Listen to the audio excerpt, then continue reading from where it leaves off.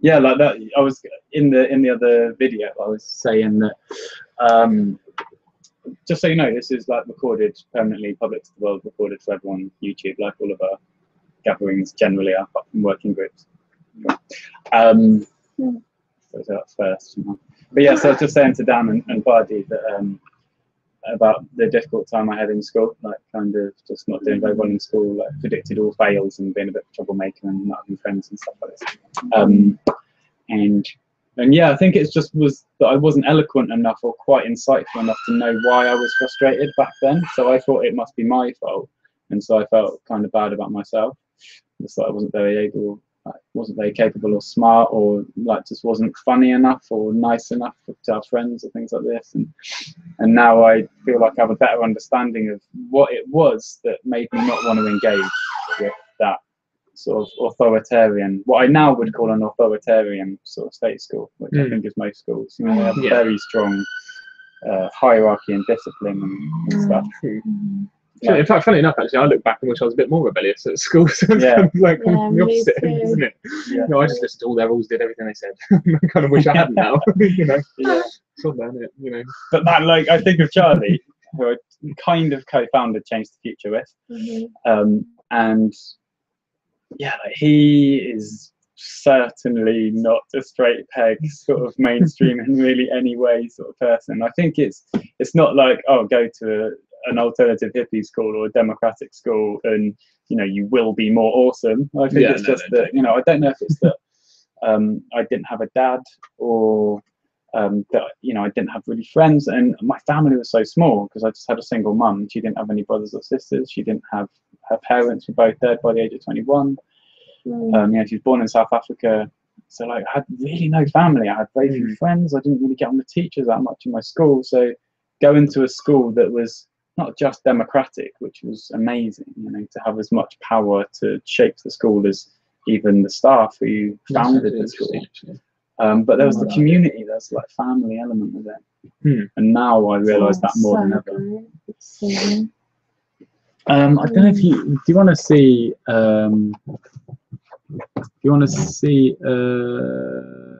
there's two things that I could show you video wise, which I feel like are quite relevant. One is kind of the birth of ChangeTheFuture. I'm a filmmaker, that's kind of how I pay my rent, both know. And so is Charlie. And so we collaborated back in the day when we'd sort of only known each other a year or so, on this documentary. We thought it'd be cool to gather a diverse bunch of young people and road trip around visiting an even more diverse bunch of schools and just see how are they so different and why. You want to see this? Yeah, sure. Let me grab my speaker. Is this just a promotional video, not full? This is just a trailer for the feature-length documentary that we never made. And the reason why we never made it is because it turned into ChangeTheFuture. Right, okay, cool. But yeah, we had no idea really what was going on. I felt like that it came out of an education project. It seems to be, be one of the core, you know, prime movers that you always have to come back to with these kind of things. Yeah, like education is kind of the biggest thing, isn't it? And then like I now feel like actually even bigger than education, more fundamental, is belonging, a sense of belonging, which is about, I think, as macro and broad as you can get before you stop meaning anything, because you can't just say like loveliness or happiness. And it's like, okay, yeah, obviously you want more happiness, but like where does that come from? It's like when you get too vague, you actually need to go the other way again, go more to specific again. And I think belonging is kind of, for me, that feels about as close as I can imagine getting to like the root cause of where human beings go wrong as individuals and communities. I think like if you don't have a sense of belonging, I think you become kind of like a passenger. I think like you don't feel valued, you don't feel like you give value. And I think it's ironic because, again, kind of a little philosophical now, but I feel like we didn't probably used to have this so much, you know, like when life was less urbanized, I think, you know, because it was clear to see the ways that we were valuable. Like your shit turns into soil that trees growing, and the air you exhale is what forests need to breathe. And even your bones turn into dust, and your piss will like water flowers. True. Yeah, so especially in the West, like urban life has cut off humanity from that kind of feeling, I suppose. Yeah, you don't really understand how you fit into your environment in a city necessarily. I mean, some people might, but the fact that I live on a street, and I don't know anyone else who lives on that street, kind of says that. I think, doesn't it? It's about the people environment as well as the like the disconnection from nature, but also the being in crowds and crowds of people all the time. I think that's weird to sort of be around so many people but not feel sort of seen. I think it's just basically, I think it's so important that people feel valued, not just because it's an important thing to feel. Otherwise, like, why even exist? Like, why fucking bother if you're not, if people don't value you? But then also, just from literally purely logical point of view, you just are valuable. Like, not just in a purely sort of like animal nature sort of sense. Like, you belong on this planet as much as any other animal that never questions its own worth. But socially, you've got so many ideas and experiences that just, if only you and the rest of your community could recognize how or understand how to tap into that, you've got a piece of the jigsaw puzzle to solutions that could just be around the corner for all kinds of small local issues or big systemic social change issues. Definitely. Belonging.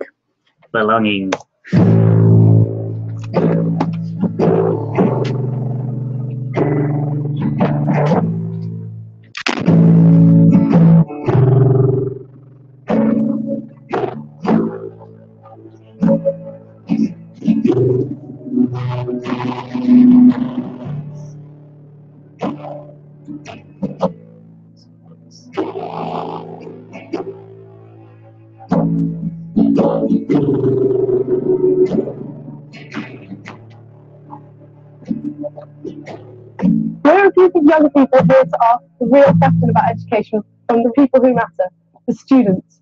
We want to know how education can be improved, what they want from education, and how this can be implemented across schools in the UK.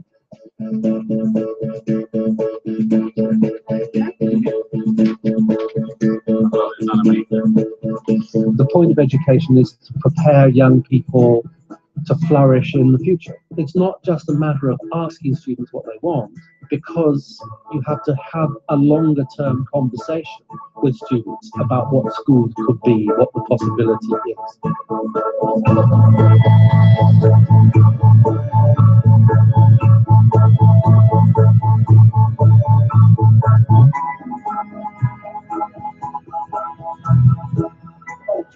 I want to do that. Yeah, I want to act or write, act or do something like, I really want to go work with animals or something. When I was in school, I never really liked the lessons. Oh, really? What would you do?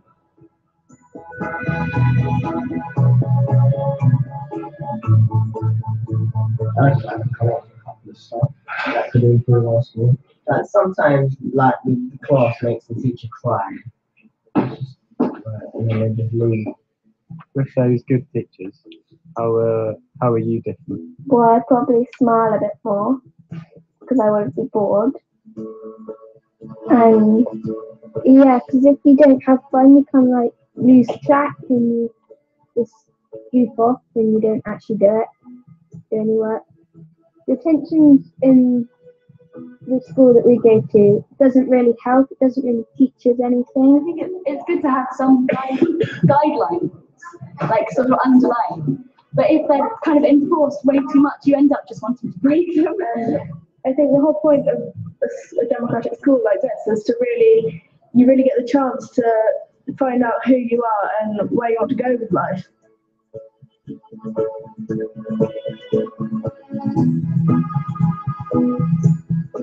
What a favourite thing Mark thinks in our school. Majority. It's an interesting place to be, school. Not really, it's boring. When are you most bored? When I have to sit down, just read and copy stuff out. It drives me mad. If you've got your heart set on something, then why should you need to do all those other things? Find out about what someone wants to do and put them in the lessons they want to do more of the time. I've learned quite a lot so far, even though I've been here for a month. I'm still learning as I'm going on, obviously. But yeah, it's good. It's good to learn. It's good to find out to do. And if it comes to me crashing my car, then I can do it. I think we should travel around the country looking at schools and looking to students for their ideas and opinions on their education. They are the future generation and they will be making up our society. Hopefully they're going to give us an insight into new ideas for schools that we can then take to people who actually know the logistics of the system. They can stamp reality into our new-founded ideas and solutions so that we can take them back to the drawing board to create new ones that will hopefully be feasible and realistic solutions for the new education system. Hi. Compare it to standing by that fence.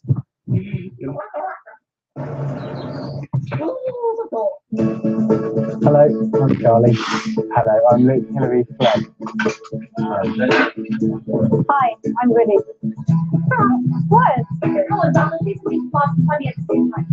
they're really clever. They're really clever for differentiation. I'm not saying anything. What we should be making is a film about like humans and about people and about like being in the back of the minibus laughing, you've got chips on your face and you're about to go to school. And that's what we should be doing, and that's what I want to do. I don't want to do some formula thing. Yeah, not this complicated thing. If we go to school and we talk to people and we do all this stuff, it's going to be amazing. It's going to be a film about like people, which is what everybody is.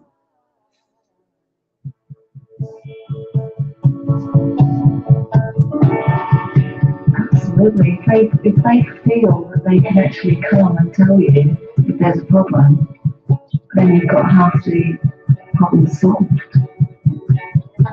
Life is short, life is wide. Right, I think there's all kinds of schools saying brilliant things, but they don't seem that inspired or interested in what each other are doing. It seems so many are following their own history just because they're scared of changing or drowned in paperwork. Life is short, life is wide.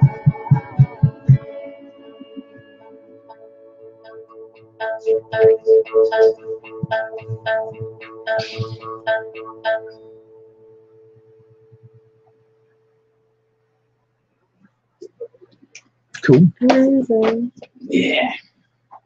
Cool. Yeah, That looks super fun. Did you say you didn't actually finish film because it just turned into Change the Future? Yeah, well, so I'd like to see it after that. Yeah. I'd like to see it as well. Yeah, it'd be nice. Yeah, so there's a few things I'm kind of like giving an overview of the project. And it's kind of 10-week. You must have done quite a lot of filming. For that, yeah, it was quite an epic trailer. Yeah. Yeah, definitely still got the footage on the computer. So theoretically, you could make some kind of. I think I've got a good idea of like what I'd want to shoot and stuff. But see, the thing is, so like my school was awesome, I think, but been a democratic school, but like it's an example of a bubble. You know, like it's a really brilliantly well working community there. I'm not saying they couldn't be any better, but they are kind of a bubble, and it's a private school as well.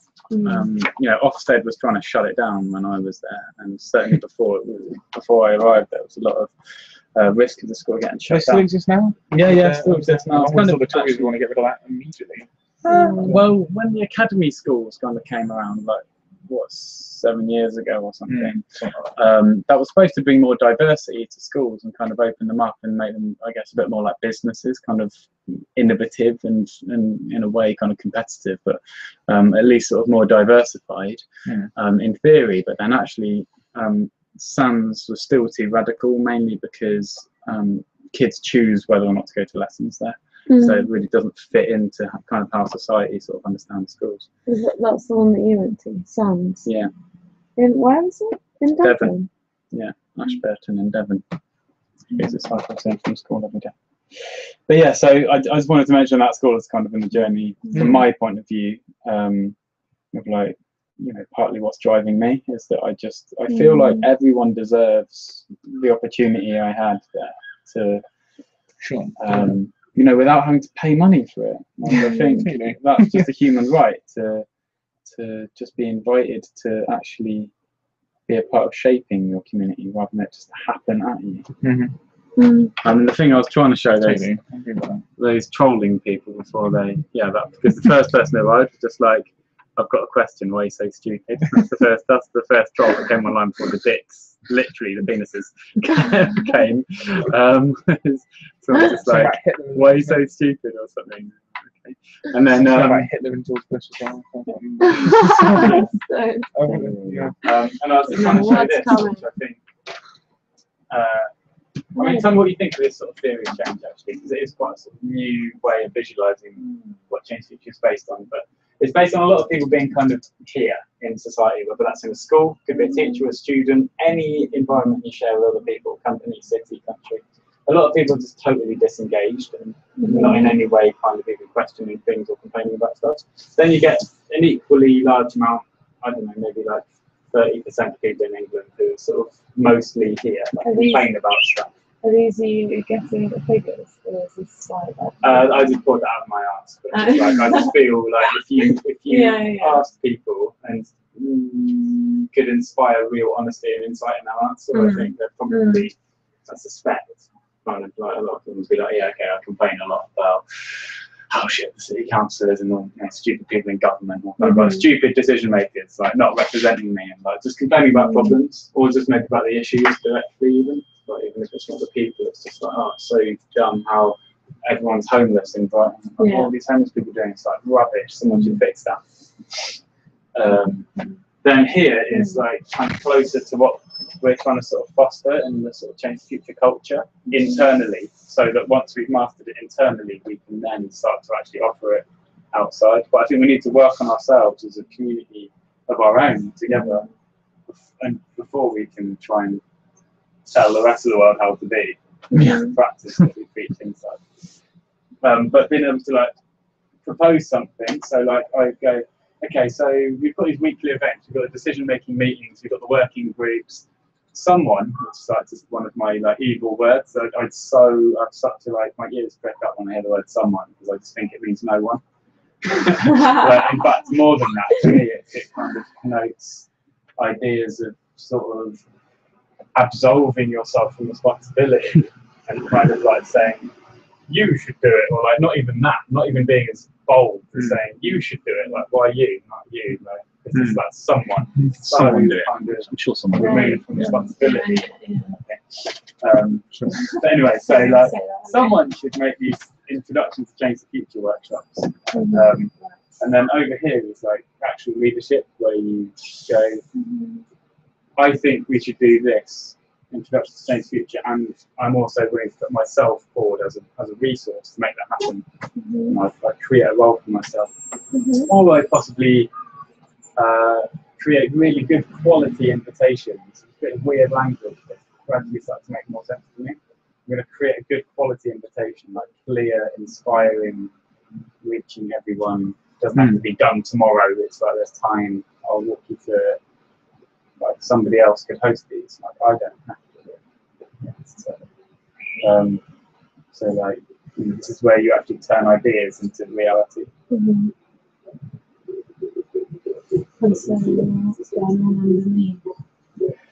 Underneath is ideas about how the internet is disrupting all different kind of pillars of society. So looking at socially, how it's kind of disrupted us socially. So we would often maybe meet in houses, or where would people socialise, like kind of in pubs and things, and still sort of do to an extent. but now people are often socializing more online and socializing with people that they actually just wouldn't be able to socialize at all with really before, like in other countries, like talking to your gran on Skype or something. So yeah, and then also looking, just kind of seeing the patterns between all of these, which I'll come to, but then sort of, I think that's like business basically. So kind of shops, like if you wanted to buy products, like you go into a high street supermarket or a high street shop, and we still kind of do, but first, a lot of us, like if I was going to buy, like the last thing I bought was like a speaker, and the first place I looked was actually just buying directly off people, and specifically in my own community. I went on Gumtree, I went on eBay, I looked for second hand, I looked for it in my local area, and on Freegal and stuff like this, free cycling, these sort of platforms, you just like share stuff for free, give it away. So the way the web, the internet's disrupting these things, I think the patterns kind of cut to the end, I think, is that the internet is effectively helping humans to meet their own needs and to directly meet each other's needs as well. So rather than having to go via a sort of big formal institution, we can just actually work it out ourselves. So yeah, it kind of applies to entertainment as well, kind of cinema, we used to go to a theatre, and a lot of these things would cost a lot of money, maybe be quite prohibitive for people on lower incomes, and now a lot of these sort of forms of entertainment that richer people and poorer people would previously be very different. Like now the internet makes everything much more democratically, evenly distributed. I think like kind of YouTube is freely accessible by anyone. Things like this, as long as you can get hold of some internet and a computer. That kind of sort of feeds into a lot of the philosophical ideas of the early internet pioneers. They saw it as this big self-democratizing, self-organizing system, which is why they were trying to do it. The commons kind of like it is sort of. There's no. It's one of the first things I think that is owned by. Certainly the first thing that's owned by this many people. It's kind of owned and operated by this. By such a huge number of people that use it, like there's not many things that the users of something own it and they operate it. And kind of there's no single person or single company that really created the internet, or certainly runs the internet now. So like I pay Virgin to have internet in my house, but I could switch to someone else, or I could even we could have our own intranet just in here that we could set up, and then we can all of Brighton could be part of it. Like there's quite a lot of different ways you can connect internet to each other, like directly between phones, and no one owns like the internet. Stop. Well, some people are trying to do that, aren't they? Some people are really trying at the minute. Certain organisations are really trying to lock certain people out of certain content and stuff. And I think it's because they see the threat of these kind of self-organising systems. I think. Totally. So like in China, the firewall of China is the Great Firewall of China is getting less and less effective every day, because we find more and more ways around it, like proxies and HTTP tunnels and just geeky ways of just like bypassing that. Like you just can't restrict the internet for very long, because just there's too many people so able to share information and workarounds and problem solve. It's too powerful at bringing people together to problem solve. It's just unstoppable. I think it's not going to disappear. I mean, the real question that excites me is how can we make it a force for good rather than a force of dispersion, dispersed efforts, even positive ones. Like Change the Future could so easily just be one of a million totally dispersed efforts kind of going off and doing its own thing, not realizing there's actually 10 other projects or 100 other projects that are doing practically the same thing as us and stumbling over the same obstacles and challenges and lessons. And we could just merge and be way more recognised and experienced as a collective and apply for funding better and things. Have you come across any or that made links with me? Yeah, so a chap called Barnaby, who is from a fairly similar project in some ways, called Global People Power. Except his project's focusing specifically on global issues, so specifically avoiding local and even national issues. These are international. He's put a lot of time and love and money into that. But I feel like he's coming around to a lot of ideas of how a group can't create a solution for everyone else. Like people need to be able to create their own solutions. So you actually need to, if you want to be responsible in your change making, you need to avoid actually creating solutions for people. Like the best thing you can do is create spaces where solutions can be effortlessly created by the people who have the problems or the challenges or the opportunities. Otherwise, you're still dictating. Yeah, it's like the thing on the Change the Future website that we just recently put on now on the front page of the teach a man to fish kind of thing. And they'll catch fish until their water line's contaminated or whatever. So, yeah, teach someone to think critically and stand up for themselves, and they'll be able to deal with any. I think that's where it comes back to education, isn't it? I mean, if every student coming out of school shouldn't make you pass exams to fit into a preordained society. Every individual should come out of the school being able to analytically criticize everything in their reality, really. And if you have each individual like that, I think for a system, a global system like this to really work, then everyone has to be educated to that kind of a level, if that makes any sense. You know. Yeah, we need to understand what level means as well. Yeah, exactly. Because right now I feel like we've got such a limited kind of like vertical axis of like stupid, like D, F, whatever, and then like, oh, good, clever. Really like, that's so overly, just the amount of people that everyone's great at something, everyone's shit at something, you know. Yeah. It's just such a curse of our nature or our culture, our current culture, to think that it's like such a linear sort of scale of like our ability. Like I don't feel really like one human is born significantly more or less capable as a whole than another person. I feel like we're all born very much equal. Yeah.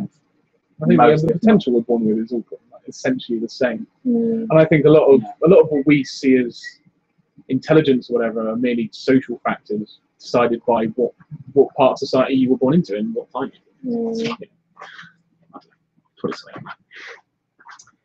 But if you had a true education system which took that into account and everyone was provided with the same tools, mental tools, then you know, I think it would solve that kind of issue. But I don't know. Either of you guys mind if I just suck off the video call thing, because Buddy's not joined us, and although I recognise there's potentially some degree of value in keeping this going, I just feel like it was, you know, take two. It's not the original one. Facebook group, it sort of requires effort. I feel like it's almost worth it, but not quite. It's just nice. It's just not tough to think about. Yeah.